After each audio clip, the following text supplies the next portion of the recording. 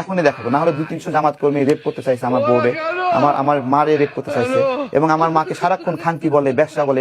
আচ্ছা, এই ক্ষণিকের ছেলেটার কি কোনো মা বাপ নাই? ওর কি কোনো আত্মীয় স্বজন নাই?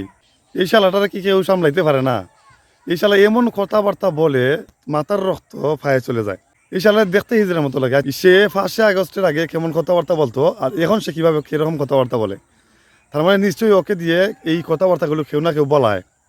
কারো কথা সে এমন বলে, কোনো প্রলোভনের মাধ্যমে সে এই কথাগুলো বলে না। আগে তো সে ভালো কথাই বলতো, এখন সেই দালাল মার্কা কথা বলে। এখন তার আওয়ামী লীগকে লাগবে।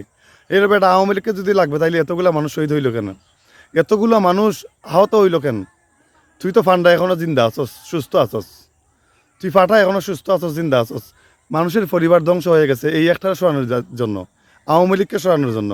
আর তোর এখন আওয়ামী লীগকে লাগবে, আওয়ামী লীগ তোর হুগা দিয়ে বুড়ে দেবো সালা।